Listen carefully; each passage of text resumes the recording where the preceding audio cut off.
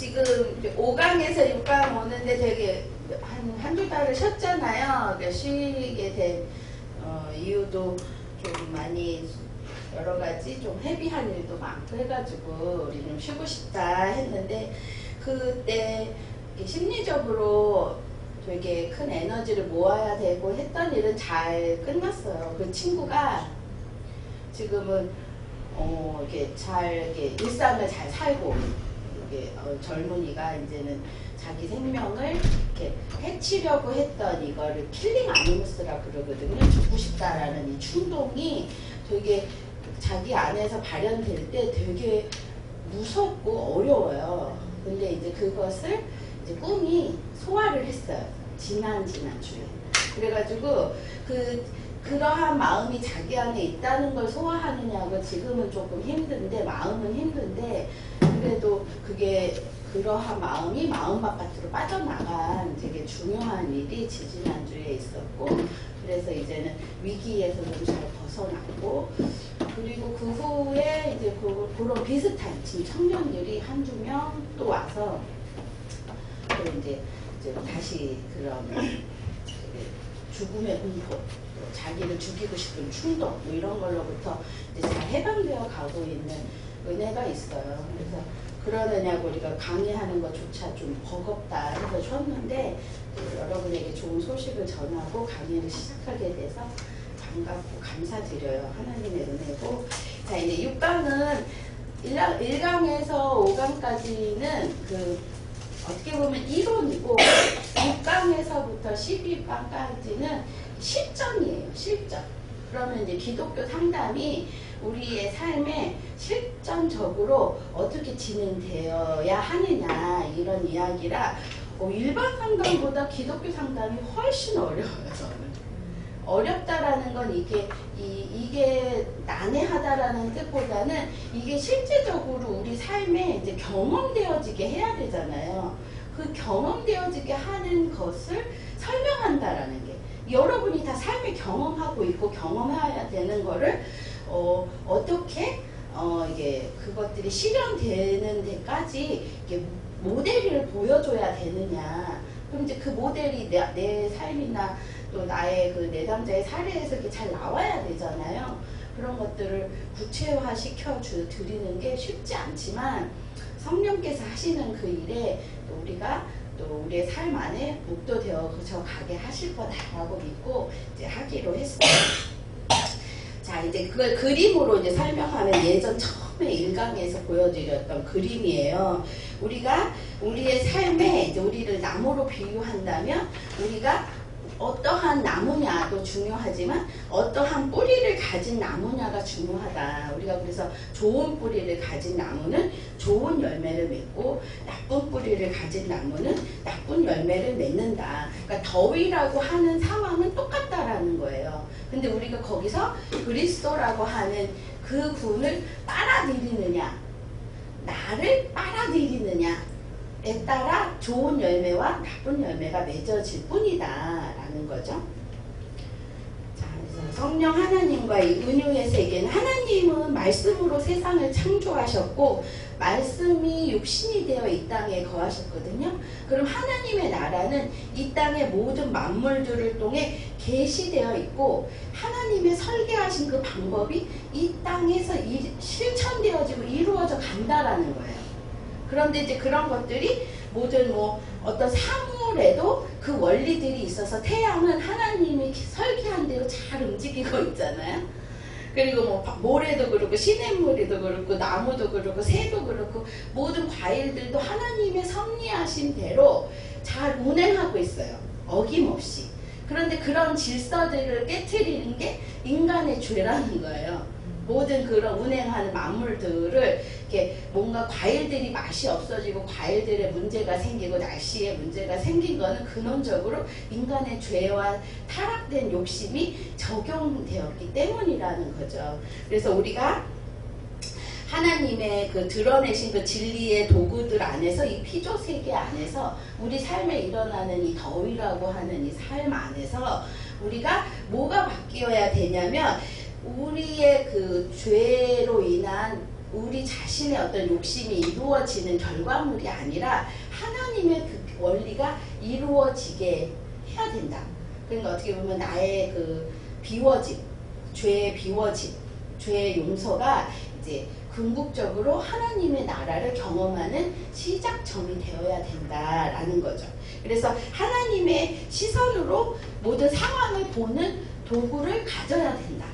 자, 제가 이제 안병원에서 우리가 상담을 하면서 되게 이제 좋은 결과들이, 열매들이 맺어져요. 그러니까 거기 그분들은 모든 삶 안에서 뭐가 깨졌냐면 육체적인 어떤 질서가 깨져서 이제 암이라고 하는 어떤 병이 들어서 이제 오셨잖아요. 그래서 어느 정도 치료가 되고 이제 퇴원하실 때가 되면 내 마음에는 도대체 뭐가 있어서 이렇게 이런 고난이 왔을까 하고 이게 그냥 무심히 찾아오시는데 그분들 안에 이제 삶의 어떠한 것들이 무언가가 왜곡되어졌구나를 깨닫는 순간 아가 오세요. 예를 들면 내가 왜 이렇게 착하게 살았을까? 착할 수밖에 없었던 자기를 이렇게 알아차리는 거죠. 내가 착하지 않으면 그 모진 세월을 견딜 수가 없는 거예요. 그 착해야 됐었던 거죠. 그런데 이제 이게 착한 것들이 끝내도 되는데 그 어린 시절에 배웠던 이 착함이라는 이 패턴이 결혼해서 자식을 낳고 시부모님을 모시고 이런 모든 거에 다 적용을 하는 거예요. 그 태도가. 그러다 보니까 그 어린 시절에는 살아남기 위해 착한 건데 결혼해서는 굳이 그렇게 안 착해도 되고 남편이 이제 그만 착하라고 당신이 너무 착한 게 어떨 때는 바보 같아 보여. 왜 그래? 뭐 이렇게 얘기하는데도 안 바뀌어지고 계속 했던 것들이 질병이 오니까 억울함으로 이렇게 오시는 거죠. 그래서 그런 왜 착했을까를 이렇게 가보니까 그 4살, 5살 그때 이제 그 뭐 가족 안에 어떠한 사건들에서 본인은 안 착하면 이렇게 버림받을 수도 있다라는 생각에 그 착하기 때문에 이제 너가 착하니까 대로 살아 이런 엄마의 어떤 메시지가 계속 이분 안에는 이렇게 갖고 있는 신념이 된 거죠. 그래서 이제는 자기가 착한 게 아니라 이분은 20살 때는 크리스찬이셨더라고요. 그런데 이제 지금은 크리스찬이 아니시래요. 왜냐하면 자기보다 안 착하들 기독교인들이 교회를 갔는데 너무 이기적인 거. 그러니까 이분은 누구를 미워하냐면 안 착한 사람을 미워하겠죠. 근데 이게 교회 다니는 사람이고 막 뭐 중직자라 하는데 자기보다 안 착한 거. 이분 진짜 착하게 사셨더라고요. 그러니까 이렇게 원망하게 되는 거죠. 착하지 않은 그리스도인을 보면 자기는 예수를 안 믿고 있고 이제 교회 다녀볼까? 이제 어린이집 선생님이었는데 근데 너무 안 착한 그거에 자기가 너가 뭐 크리스찬 맞냐? 이러면서 이제 비난하는 데가 안 다니셨죠. 그 얘기까지 이렇게 나오면서 타자에게 착하지 말고 본인에게 좀 더 착해라. 하나님을 만나 뵈니까 이제 마음 안에서 이제 그만 착해라. 너를 위해 착해라. 그래서 너가 질병에서 치유되고 건강한 것이 내가 바라는 바다. 이러면서 이제 그 회한을 하나님이 그의 삶을 다시 이렇게 회복시키시겠다. 너를 존중해라. 이제 그래서 기준점을 좀 바꿔주셨거든요. 그래서 그러한 이제 새로운 시각이 생겨야 된다라는 거예요. 그래서 이제 이 큰 그림 안에서 우리는 어떠한 모습이고 어떠한 존재고 내 주인이 누구고 진짜 하나님은 나에게 뭘 바라시는가를 이렇게 점진적으로 이렇게 치료해 가시는 게 우리 기독교 상담의 원리고 목표다라는 거죠. 그래서 여기 안에서는 아까도 말씀드렸지만 더위라고 하는 이 큰 그림 안에서 이 더위가 온다라는 거는 예수를 믿든 안 믿든 모든 사람들에게 똑같은 상황이 온다는 거예요. 비가 온다는 것도 어떤 모든 사람에게 다 똑같다는 거예요. 곤경도 축복도 유혹도 다 같은 상황인데 그러한 상황에 이 가시같이 내가 불신앙적으로 내가 그것들을 선택하게 되면 이는 불신앙적인 결과들이 맺어지는 거죠. 그 안에 누가 들어와야 되냐면 예수 그리스도의 위로와 변화의 능력이 와야 된다. 근데 이게 지금 텍스트로만 가니까 또 들었던 얘기 하시네 그러죠. 나도 지금 힘들어요. 그런데 이거를 실제 예를 들으면 여러분이 조금 더 도움이 되실까 해서 저가 지난 몇 주 전에 우리가 식사하면서 고민해봤던 이혼 숙녀 거기에 보면 되게 착한 그리스도인이 한 분 나오세요. 이렇게 아줌마가 나오시는데 정말 슬펐어요. 그래서 제가 그 분을 그렇게 해석하신 것 같아요. 이 남편이라고 하는 이 더위에 그 다음에 이러한 어떠한 남편의 그 알코올릭에 내가 착하게 굴면 내가 이 사람이 새벽 1~2시에도 칼국수 끓여달라면 끓여주면 이 사람이 막 성적 충동으로 막 그럴 때 내가 그런 배우자의 역할을 잘하면 이 사람이 예수를 믿을 것이다 라고 하는 것 때문에 그렇게 착한 행동들을 하신 것 같아요. 그런데 이제 그때 그 의사가 이야기하죠. 여기는 병리적이어서 극과 극이 만났다. 그러니까 여기에는 그러한 열매가 맺어질 수 없는 상황이었다라고 심리학 의사가 심리학자가 이야기를 해요. 상담가가. 그런데 우리 안에도 이러한 병리적인 상황이 안 생기리라는 법은 없다는 거예요. 오늘 목사님이 설교하셨죠. 스데반의 사건을 가지고 바울이라고 하는 예수를 믿는 어떠한 주의 종이 그다음에 그런 복음을 전하는 사람이 태어나기 위한 씨앗이 섬겼다라고 우리가 돌을 맞는 것 그런 거에 어떠한 역경 외부적인 상황에 우리는 마주해야 된다라고 하는 이 설교가 틀리지 않았어요. 그런데 어떠한 사람에게는 이 설교가 되게 해롭게 영향을 미칠 수도 있다는 거죠. 그 부분은 아마 그렇게 들으셨을 수도 있다라는 거예요. 그럼 왜 그렇게 됐을까? 그게 우리가 기독교 상담에서 고민해 봐야 되는 부분이라는 거죠. 그래서 그분은 남편에게 그렇게 착할 수 없었음에도 좋은 결과가 일어나지 않았다라는 거예요. 그래서 우리는 그 부분이 왜 그렇게 되느냐가 이제 오늘 우리가 고민하고 이 강의가 여러분에게 좋은 어떠한 기회가 제공되기를 전 바라는 마음에 하고 있어요. 자, 그러면 예를 들어야 돼요.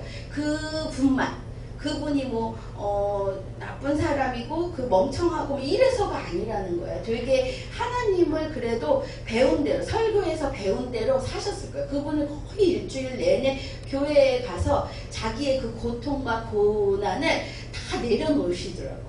그러면서 그 남편의 구원에 대해서 열심히 하나님 앞에 내려놓는 작업을 하셨더라고요. 그럼에도 그 열매는 맺어지지 않은 채 그 인생이 너무너무 모든 사람에게 미안한 얘기지만 조롱을 받을 만큼의 뭔가가 불균형적인 일들이 일어났어요.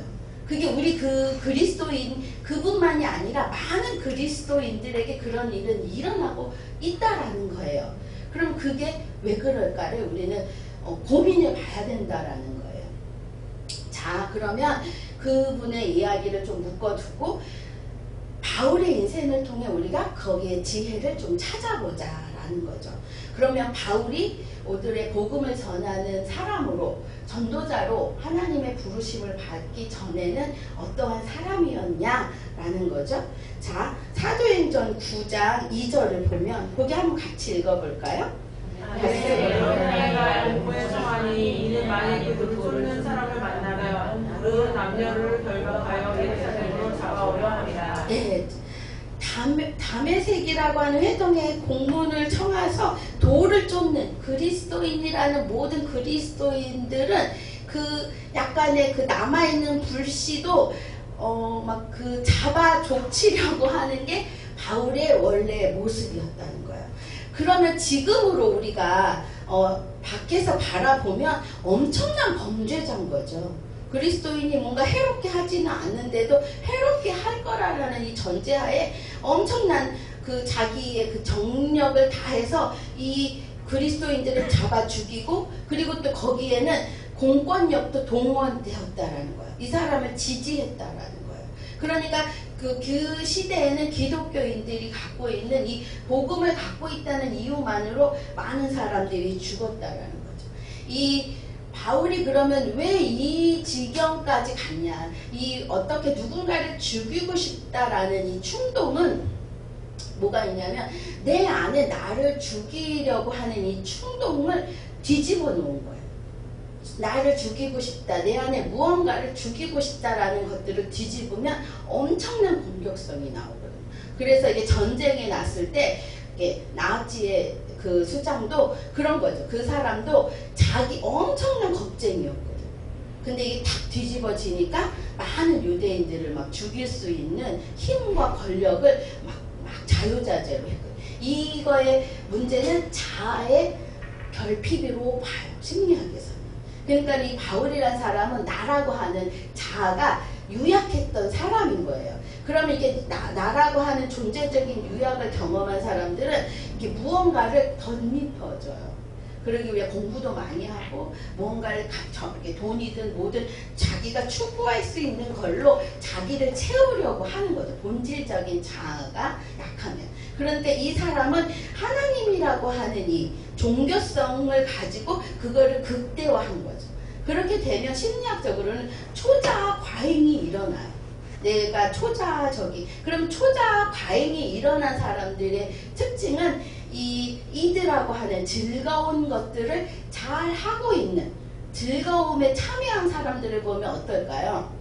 엄청난 분노가 일어나는 거예요. 그래서 그러한 사람들을 잡아 죽이는 거에 목숨을 거는 거죠.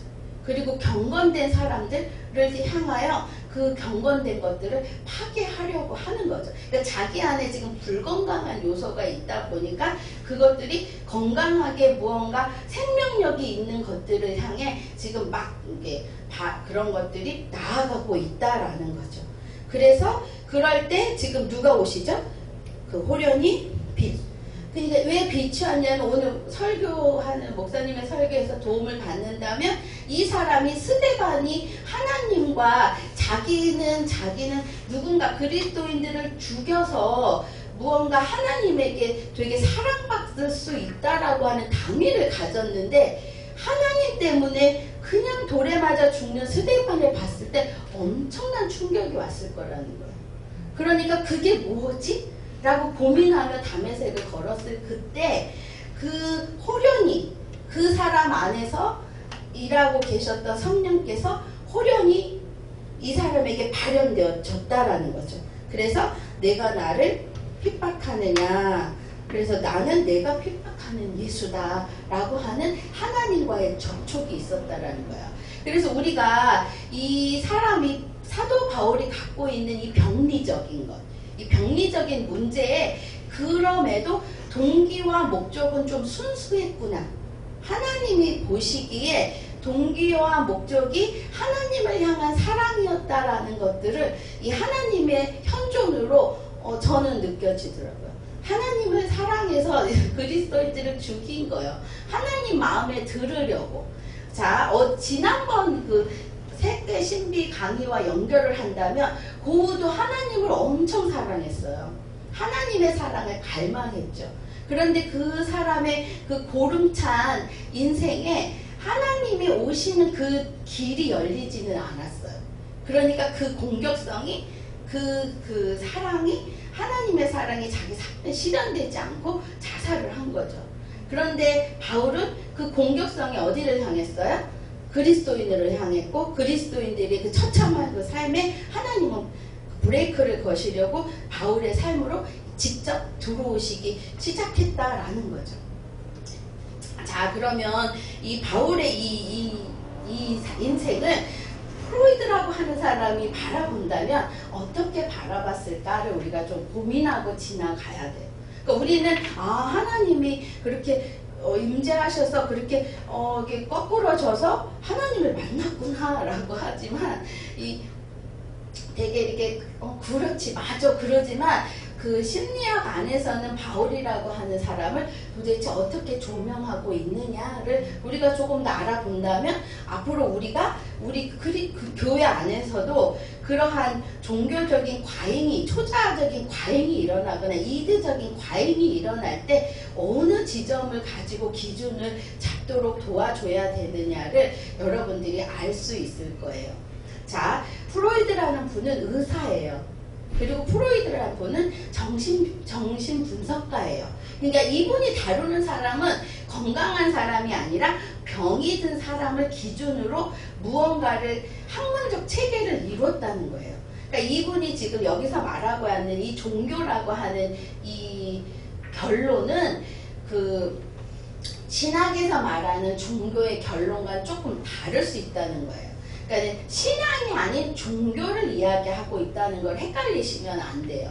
그런데 이 병리를 다룬 이 분이 이분도 목사의 아들이었는데 얼마나 고민을 했겠어요. 왜 예수를 믿는 사람, 하나님의 나라를 소유한 사람들이 이렇게 병리적일까를 엄청나게 고민을 해보니까 그 집단적인 환상 안에 있구나.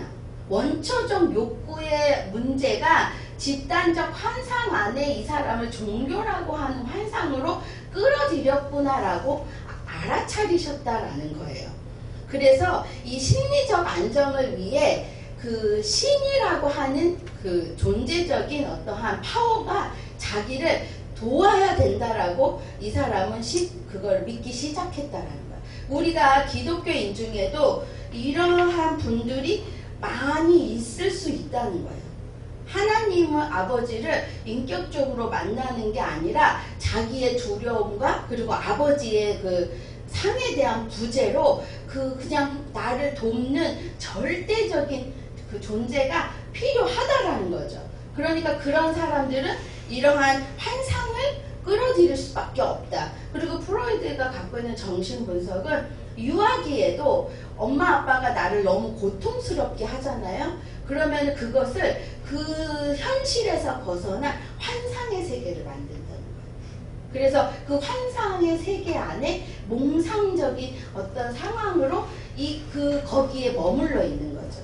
그것이 이렇게 우리 청소년들은 지금 게임일 수도 있고, 약간 아줌마들은 드라마일 수도 있고, 또 뭐 이렇게 책도 있을 수 있고, 모든 도구가 환상 속에서 자기 자신의 현존을 꺼내서 그 안에 사는 거예요.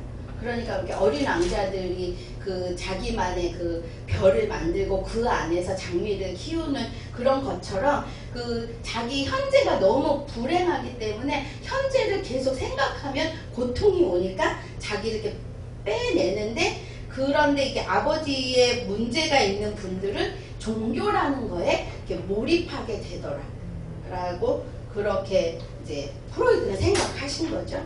그래서 그런 환상이라고 하는 건 검증되지 않은 믿음이라는 거예요. 그러한 환상을 갖고 있는 그리스도인이라고 이제 나는 종교인이에요 해도 그 사람의 믿음은 점검되지 않은 거예요. 그냥 심리적 욕망일 수 있는 거죠.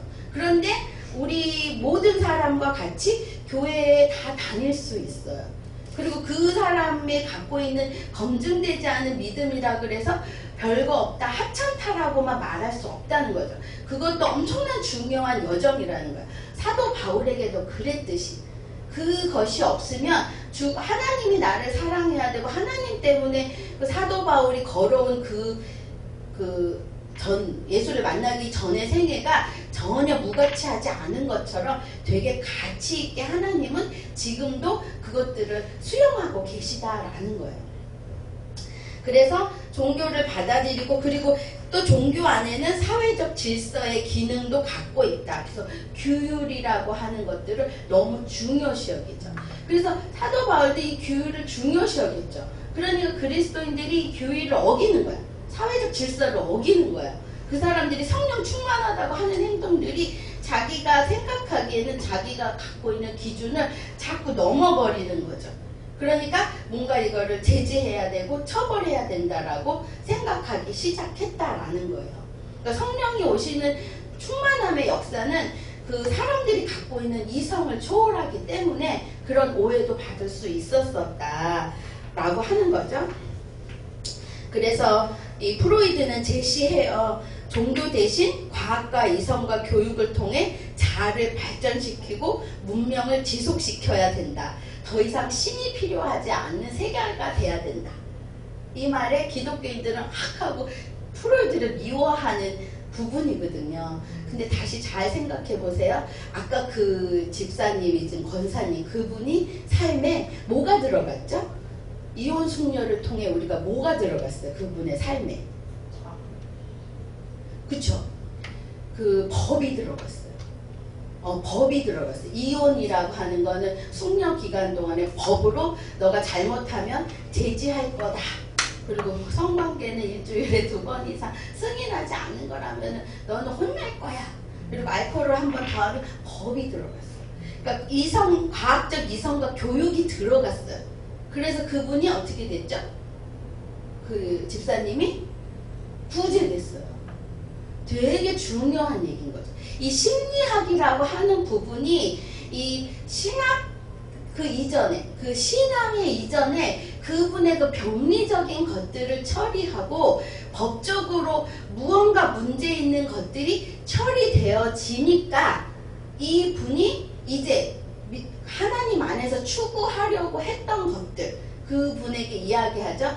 내가 그런 것들을 잘 하고 되면은 주일에 한 달에 한 번 정도는 교회를 같이 가. 그분의 목적이 그거였을 거예요. 너를 구원, 하나님의 나라, 내가 이렇게 행복한 이거를 전하고 싶어 라고 하는, 도를 전하고 싶다는 이것들이 실현되어질 수 있는 길이 열렸다라는 거예요. 그러니까 지난번에 그 동안에는 과학적으로 계속 착하게만 굴면, 내가 선하게만 굴면 뭔가가 결정될 거라고 했지만 절대 그렇지 않다는 거예요. 점점 그 사람은 그 이드죠. 쾌락을 쫓아할 수밖에 없고 이 사람을 보호하는 보호자의 역할에만 집중되어지면 계속 병리는 극과 극으로 치달아갈 수밖에 없다라는 거예요. 저도 상담에서 이러한 그 경우가 있었는데, 그러니까 90먹은 넘은 할머니, 시어머니가 끝없이 며느리에게 그 며느리, 좋은 착한 며느리가 되기를 갈망하셨어요. 그리고 뭐 여러 가지 많이 있죠. 근데 저랑 상담할 때 이제 착한 며느리를 그만두셔야 된다. 그분을 구원하고 싶다고 하시더라고요. 그래서 구원이라고 하는 이제 것들이 들어오면 이제 이건 종교 심리학이다. 그러면은 이 구원이라고 하는 거의 주체는 성령이 하신다. 그래서 착한 일, 뭐 샌드위치 사다 드리고 뭐 부르면 바로바로 가고, 그게 60 넘어서 이제 그러시는 거 이제 그만두고 성령님이 하시는 것들을 우린 지켜볼 수 있어야 된다. 그걸 견디셔야 된다.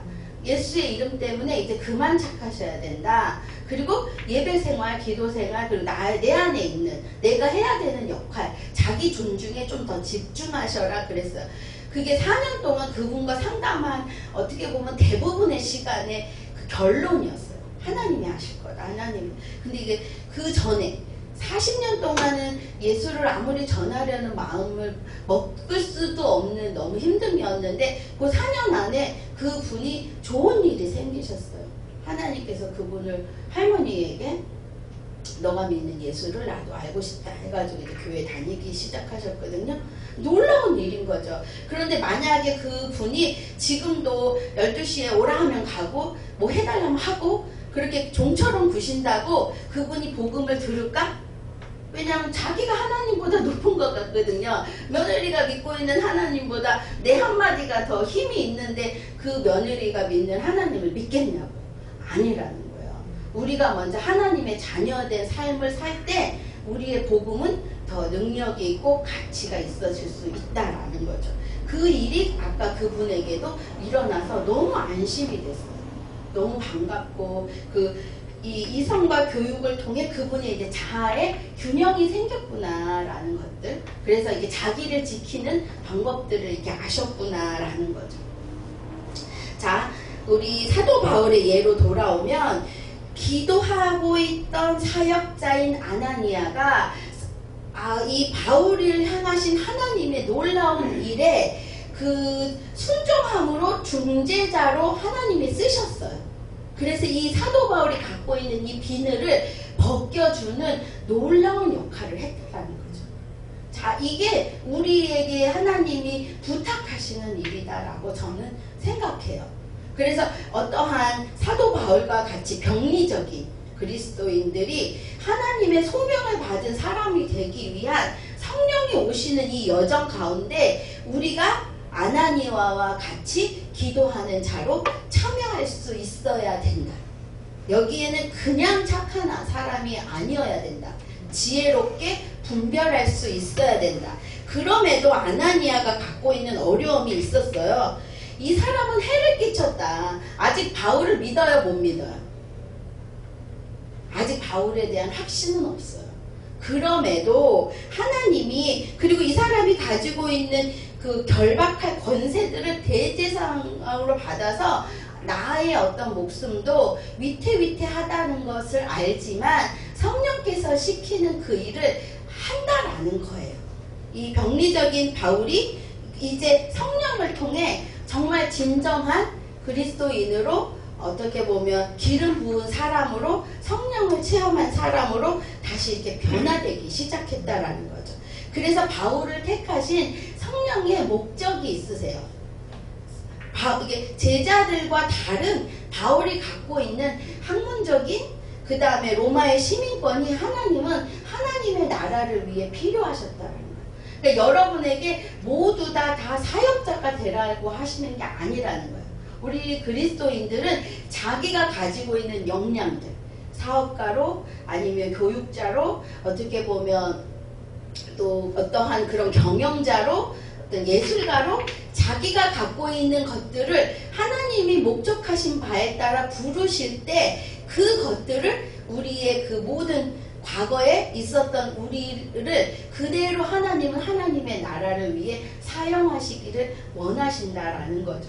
그래서 이 사람이 택하신 이유는 해를 얼마나 받아야 될 것을 내가 그에게 보이고 이제 이방인과 임금과 이스라엘 자손 앞에서 택한 나의 그릇이다. 하나님의 목적에 따라 그 병리적이었던 사도 바울, 이런 얘기를 하면 싫어하려나?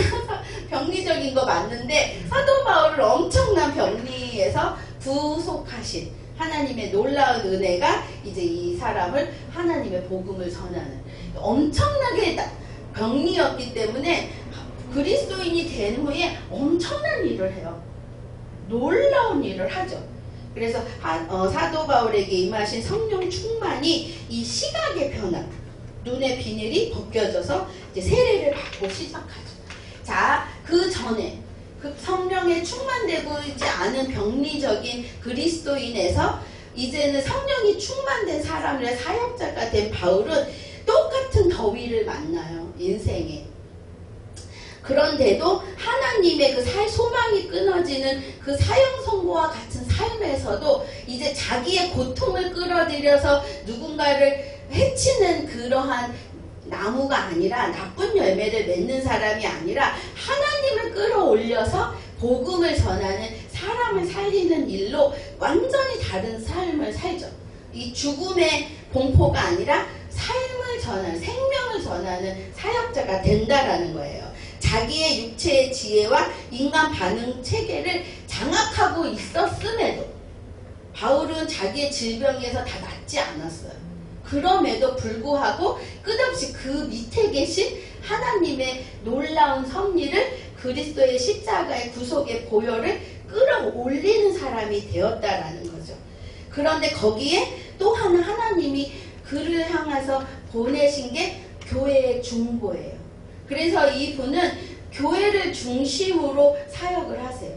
교회를 통해 도움도 얻고, 교회를 통해 중보의 힘도 얻고, 교회가 도울 수 있다라고 하는 그 사역자로 가야 되는 그 외로운 길에 충분히 하나님이 보상하시면서 가고 계신 거를 보죠.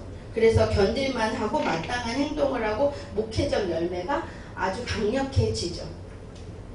그래서 바울이 고백을 해요. 나는 내 인생의 이제 고백에, 나는 하나님, 너희에게 내게 주신 하나님의 경륜을 따라 하나님의 말씀을 성취하게 하는 것이 내가 사역자가 된 뜻이다 라고 당당히 말할 수 있죠. 그 예전에 살인 충동에서 막 그렇게 살았던 삶이 용서되지 않은 채로 가고 있어요. 교회사에 보면 이 바울을 모든 그리스도인이 용서했을 거라고 하는 거는 착각일 수도 있을 것 같아요. 비난을 받음에도 끝없이 내가 하나님의 경륜을 따라 하나님의 말씀을 하려고 나는 이렇게 간다. 거기에는 뭐가 있을까요? 이 사람이랑 확신에는 그런 신비적 경험이 있는 거예요. 성령이 충만해졌던 신비적 경험이 이 사람 안에 있죠. 그래서 여러 시대와 여러 세대에 감추었던 것들을 너에게 이런 신비, 하나님의 나라는 어떠한 나의 그 병리적인 어떠한 것에 그 힘을 얻어서 내가 막 헌금 많이 하는 사람 있잖아요. 병리의 힘을 얻어서 나는 이게 뭔가 내가 괜찮은 사람이냐, 또 내가 막 그 병리의 힘을 얻어서 내가 막 공부를 많이 할 수도 있거든요. 병리의 힘을 얻어서 교회 안에서 막 대단한 걸 할 수도 있어. 그걸 원하시는 게 아니라 그 모든 것들을 치유하신 하나님, 그 모든 것들을 그 고름찬 자기 인생에 십자가를 꽂으시고 보혈의 능력으로 구속하신 그 신비의 담에색의 경험을 전하는 사람으로 살아냈다라는 거죠.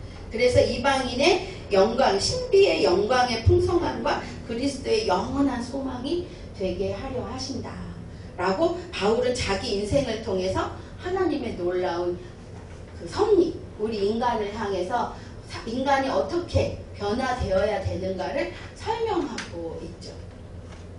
자, 그러면 이 바울의 인생이 그 바울이니까가 아니라 우리의 삶에도 그렇게 찾아오신다라는 거예요.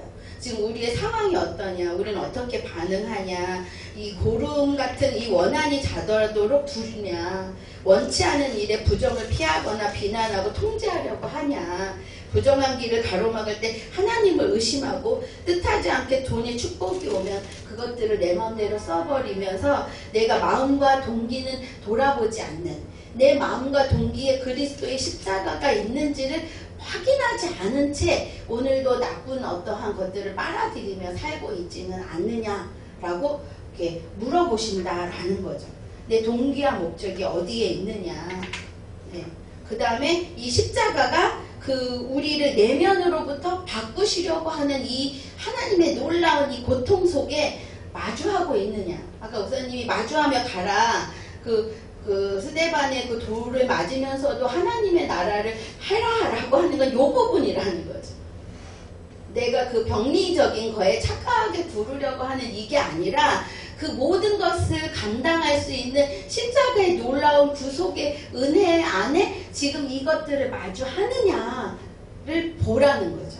저는 그래서 아까 처음에 예를 들었던 그 여자 집사님을 너무 축복해요.